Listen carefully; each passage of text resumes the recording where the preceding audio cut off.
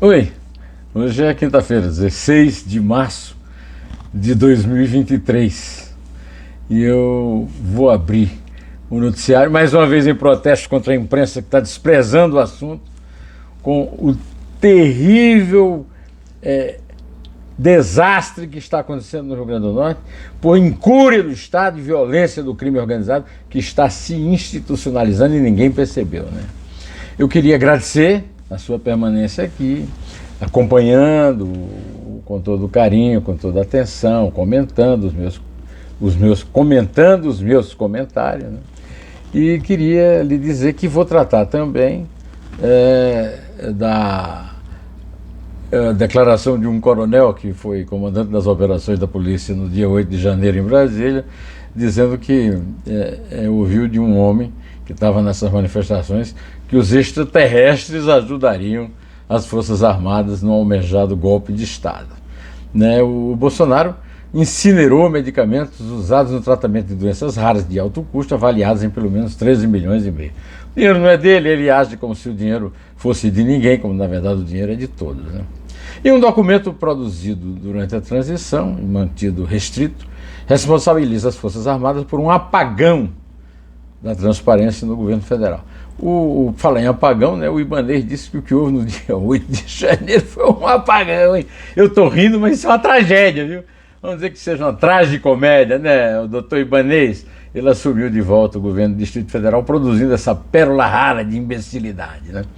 Pois bem, eu quero mais uma vez aqui agradecer a quem acompanha e pedir que continue me levando para as suas redes sociais e aconselhando amigos a acompanharem esse jornalista que nunca espalhou por aí que é imparcial.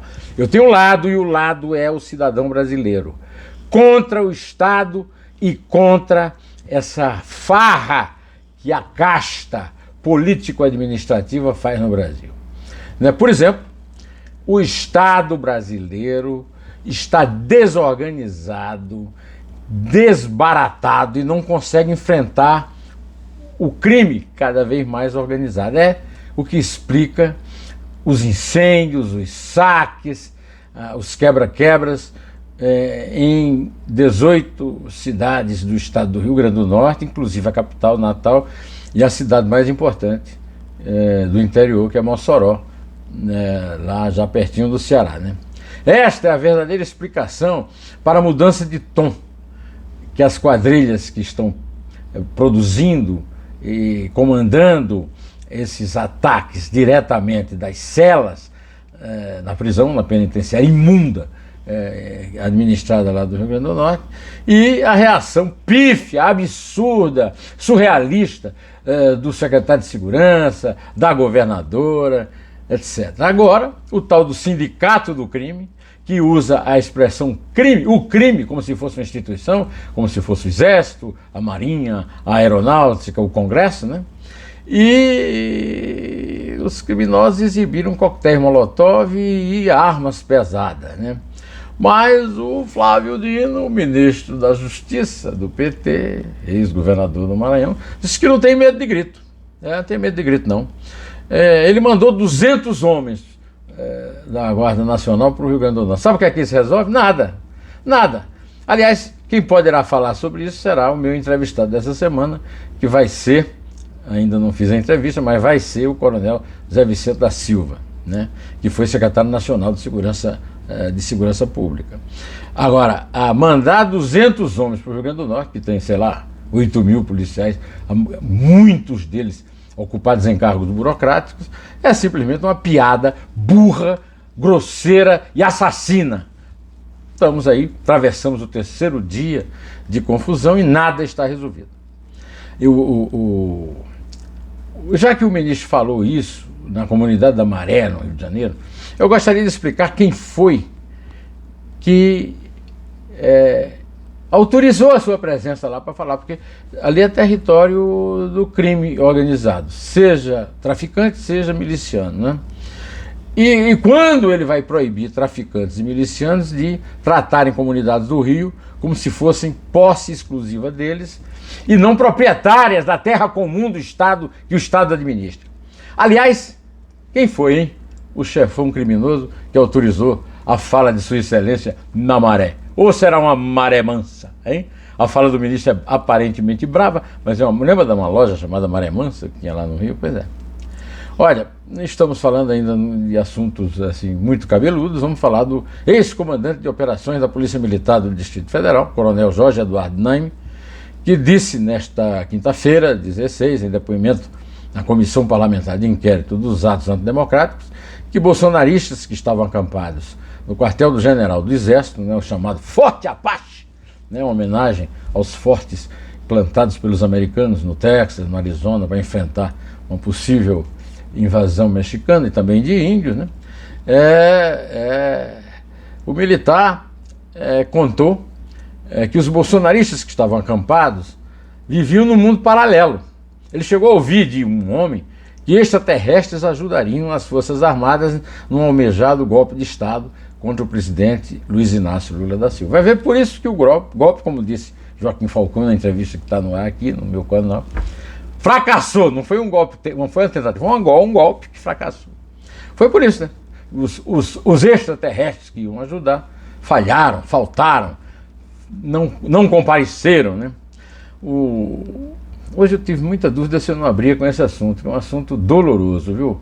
O desgoverno Jair Bolsonaro incinerou medicamentos usados no tratamento de doenças raras de alto custo, avaliados em pelo menos 13 milhões e meio, que é mais ou menos o valor daquelas joias sauditas que milicos a seu serviço trouxeram da Arábia Saudita, dizendo que era um presente da família real lá do reino árabe, né, saudita, né?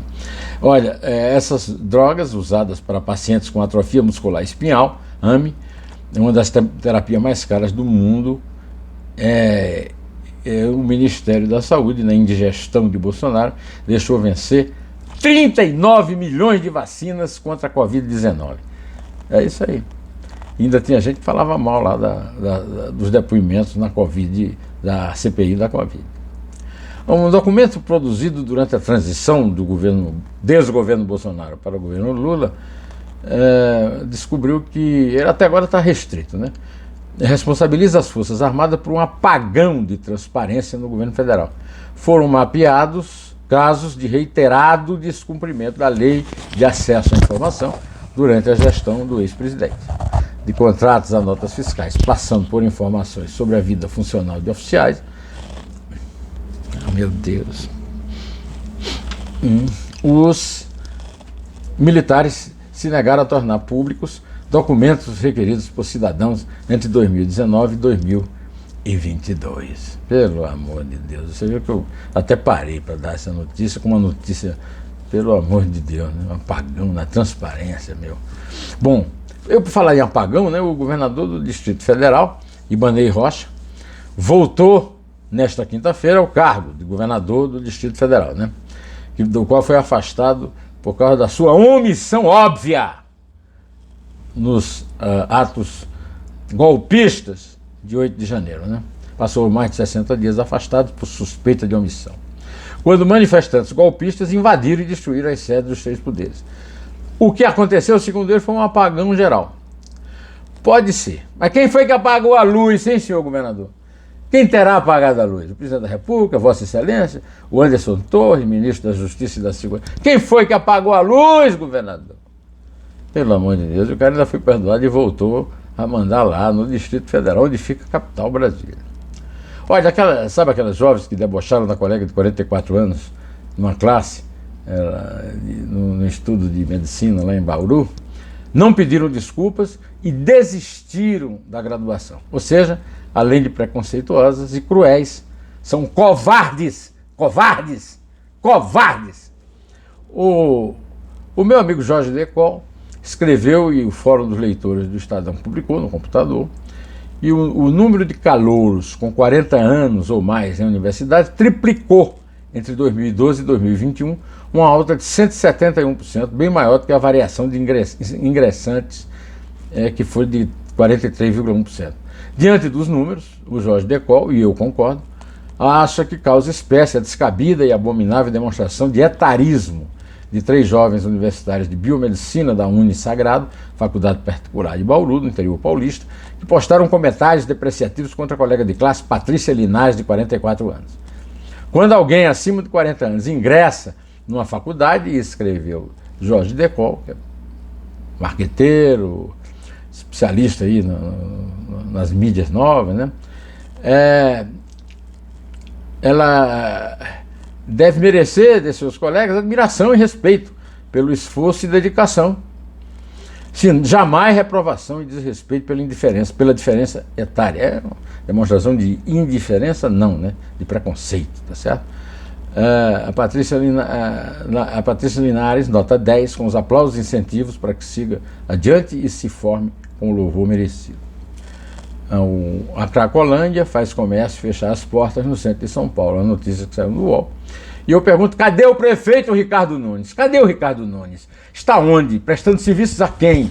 Por que os comerciantes são obrigados a fechar a porta pela presença de traficantes, hein, ô prefeito? O que de concreto até agora a prefeitura fez para tirá-los de lá definitivamente? O prefeito também andou fazendo declarações assim bastante bombásticas, disse que 11 mil paulistanos vivem em área de risco. E o que é que a prefeitura fez até agora para tirá-los da área de risco e abater o trágico déficit habitacional do Brasil em geral e de São Paulo em particular? Eu já falei aqui para vocês, no Neumann Entrevista Joaquim Falcão, e o Joaquim Falcão também chamou a atenção nessa entrevista, que está muito engraçada, além de brilhante, né? Que na briga que ele comprou contra o Alexandre de Moraes, o Bolsonaro desprezou um fator importante, o tempo disponível. Ele lembrou que o presidente do Tribunal Superior Eleitoral tem cargo vitalício no Supremo Tribunal Federal. Só vai sair de lá aos 75 anos, né? E o dele, o segundo cálculo que o Joaquim fez, terminou mesmo, foi em outubro. De qualquer maneira, terminou em 31 de dezembro. Além disso, Jair Messias, será com C, como aquele lá de Roraima, né? Tem 67 anos e Alexandre de Moraes, 54. Meus amigos, 13 anos a menos, né? Tem também aí aquele papo maravilhoso com o Rui Castro nos 2 dedos de prosa, né? Rui Castro que assumiu a sua cadeira 13. Olha, eu sou campinense, viu, Rui? Eu sou Flamengo no Rio e Campinense em Campina Grande. O Braulio Tavares, meu amigo de juventude, é 13 e Flamengo, né? Desculpe, 13 e Flamengo. O Rui Castro disse que muitas vezes é mais importante uma frase de humor do que frases que são consideradas mais sérias e importantes, né? Aliás, o Rui deixou herança aqui, né? Porque o Rui vai ser substituído no 2 dedos de prosa, não substituído porque ele fica lá, entrevista você vê, entrevista do Rui você vê quando quiser, mas vai entrar um 2 dedos de prosa novo com o Oswaldo Mendes, que trabalhou no Última Hora há muito tempo, né? Quando a Última Hora era do Frias, mesmo dirigido algumas vezes pelo Samuel Weiner, e ele trabalha na peça O Dilema de um Médico, de Bernard Shaw, que foi muito recomendado pelo Rui, na coluna que o Rui tem na Folha, citando só frases do jornalista irlandês. Então, eu aproveito a deixa do Rui para convidar você a ver o 2 dedos de prosa, ouvir, se informar com o meu amigo Oswaldo Mendes, e ir lá no Teatro do MASP, ainda tem mais um mês, abril inteiro, em cartaz, a magnífica sátira terrível contra a ciência, né? Organizada, a ciência organizada, feita pelo Bernard Shaw e montada pelo grupo lá do Oswaldo, que aliás está lançando, e nós vamos falar sobre isso, né, do 2 dedos de prosa que eu devo pôr no ar domingo, né, eu não fiz ainda a entrevista, mas do grupo que eles estão, do podcast, do qual ele faz parte, que inclusive começa, né, estreia falando de Plínio Marcos. Plínio Marcos foi um querido amigo meu, almoçávamos praticamente diariamente ali na Praça Dom José Gaspar, e ali conversavam basicamente sobre futebol, mas sobre política, na época da ditadura, era uma beleza aquele papo. Eu estou aqui dando em pé, direto ao assunto.